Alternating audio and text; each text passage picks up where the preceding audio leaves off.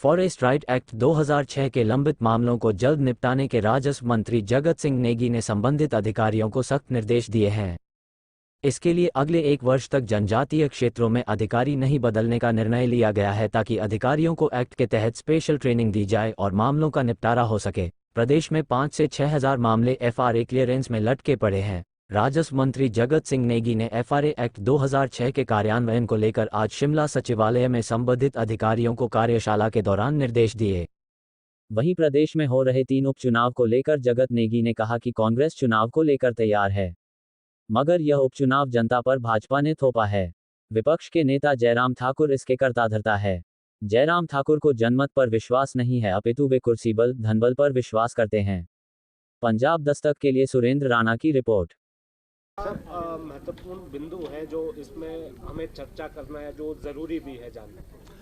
आप सभी इस बात से जानकार हैं आप कि जो फॉरेस्ट राइट्स एक्ट है ये 2006 में यूपीए गवर्नमेंट जब कांग्रेस की गठबंधन सरकार थी उस समय लाया गया।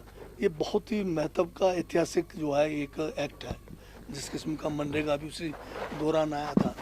तो इस एक्ट के तहत जो है करोड़ों देश में हमारे जो है ज़्यादातर जनजाति लोग हैं या फॉरेस्ट ड्वेलर्स हैं जिनको ज़मीन का हक नहीं मिला है, और इस कानून के तहत उनको जो है ज़मीन में जो है उनके राइट्स देने का है, उनको जो है पट्टे देकर मालिकाना हक देने की बात है।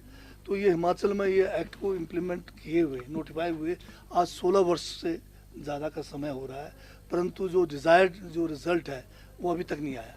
तो हमने पिछले बार जो है एक जो है सभी ट्राइबल एरियाज़ में जो है इसके लिए ट्रेनिंग निचले लेवल से पंचायती राज के हमारे प्रतिनिधियों से लेकर अधिकारियों तक करने के लिए हमने कुछ बजट का प्रावधान भी किया, परंतु पिछले वर्ष जो है बाढ़ के कारण जो है ये प्रोग्राम पूरी तरह से नहीं चल पाया।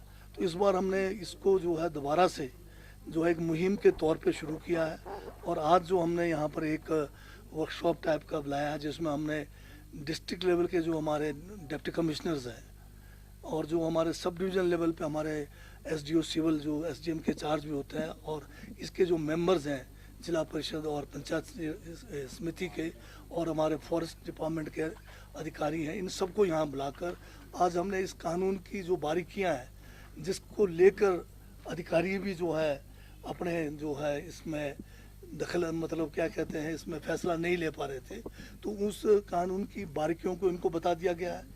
और साथ में हमने ये भी बताया है कि जब तक कम से कम 1 साल के अंदर जब तक डिज़ायर रिजल्ट हमें नहीं मिलेंगे, हमारे डिप्टी कमिश्नर जो है जनजातीय क्षेत्रों से ट्रांसफ़र नहीं होंगे, सब डिविजनल लेवल के जितने अधिकारी हैं ये भी नहीं जाएंगे, क्योंकि जनजातीय क्षेत्रों में सिर्फ जाके टाइम जो है निकाल के आना ही नहीं है, बल्कि उनको वहाँ पर लोगों के हक में काम भी करना है।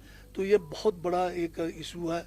इसमें जो है पूरा हमारा जनजातीय इलाके हैं और बॉर्डर के साथ लगते हैं, लोगों को अगर हम वहाँ ज़मीन का हक नहीं देंगे, वहाँ पर लोगों को पलायन को रोकना पड़ेगा, बेरोज़गारी को दूर करना पड़ेगा। इसलिए आज अधिकारियों के साथ भी हमारी जो है यहाँ पर इस वर्कशॉप में एक एक उनके जो डाउट्स थे कानून को लेके उसको हमारे यहाँ पर जो रिसोर्स पर्सन्स आए हैं, हमारे यहाँ पर NGOs भी बुलाए हैं, उन्होंने इनके डाउट्स क्लियर कर दिए। अब हमारे अधिकारी भी काफ़ी जो है अब इसकी जानकारी इनको मिल गई है। हमने समय सीमा बांधा है।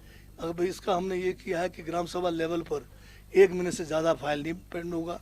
उसके बाद सब डिविजन लेवल का जो कमेटी है जिसमें SDMs को जो है पावर है, वो वैसे SDO सिविल का उनके पास डेजिग्नेशन है और ये भी 1 महीने रखेंगे।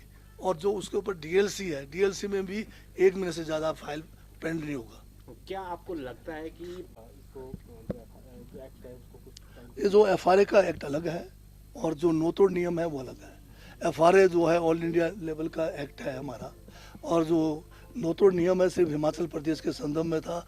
उस समय ये जो है FCA नहीं था, फॉरेस्ट कंजर्वेशन एक्ट जब 1968 में ये किया गया।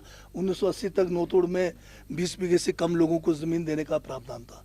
80 में जो है FCA जो है पूरे देश में लागू हुआ और 1996 तक हिमाचल में फिर भी मिलता रहा जनजातीय क्षेत्रों में, परंतु सुप्रीम कोर्ट के इसमें मॉनिटरिंग करने से बहुत सख्ती इसमें FCA में किया गया, तो नोतोड़ मिलना जो है बाकी इलाकों में बंद हो गया।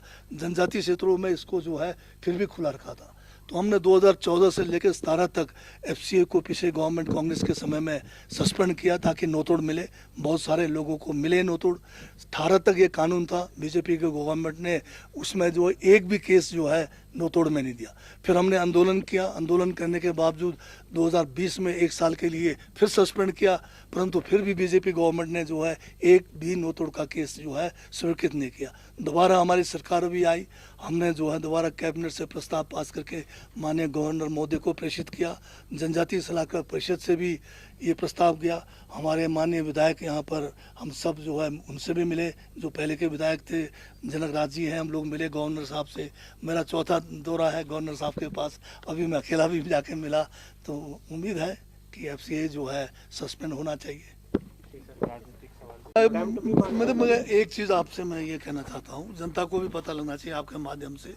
जब जयराम जी की जो सरकार थी, धूमल साहब 8 से लेकर 12 में मुख्यमंत्री रहे, उस समय यही जो सतपाल सत्ती जी हैं, ये जो है उसमें सीपीएस रहे, यही कानून के तहत रहे ये लोग सीपीएस। और अभी सतपाल सत्ती जो है, इन्होंने ही याचिका दायर की है कि भाई सीपीएस नहीं होने चाहिए।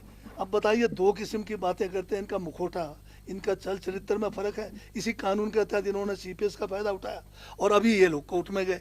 अब कोर्ट में क्या होगा जायजा, ठीक है कोर्ट का कुछ भी फैसला है, पर जयराम जी तो कोर्ट के फैसले से पहले ज्ञानी बन गए। वो कहते हैं कि ये तो उड़ेंगे। कंटेम्प्ट है सर। तो अगर उनके स्टेटमेंट को चेक करना पड़ेगा, अगर उन्होंने कोई इस किस्म की बात की तो कंटेम्प्ट भी उनके खिलाफ लगेगा। पर यह बात है कि एक तरफ इसका स्वाद उठा चुके सीपीएस का और दूसरी तरफ कहते हैं खट्टा है। ये कैसे चलेगा? मतलब जनता को गुमराह नहीं किया जाना चाहिए। अभी फैसला आएगा, देखते हैं उस फैसले के बाद क्या होगा। पर इतना है कि सीपीएस जो है एक कानून के तहत बना है और सीपीएस का जो पोस्ट है अभी का नहीं है, 1971 का जो हमारा कानून बना हुआ है उसमें ऑफिस ऑफ प्रॉफिट से एग्जम्प्ट है, कुछ नहीं होगा। हम लोग भी सीपीएस बने थे, यही हमारे खिलाफ इन्होंने केस किया था उस टाइम रवि ने, हमारे उस टाइम माननीय रवि थे। उस टाइम हम 10 सीपीएस थे, हमें जो है हाई कोर्ट ने कहा कि पोस्ट नहीं बना हुआ है, तो इसलिए हमें निकाला गया। फिर उन्होंने एक केस किया गवर्नर साहब का, डिस्क्वालीफाई करो ऑफिस ऑफ प्रॉफिट में। इलेक्शन कमिश्नर ने कहा कि हम एग्जम्प्टेड है ऑफिस ऑफ प्रॉफिट से, हमारा कोई कुछ नहीं हुआ।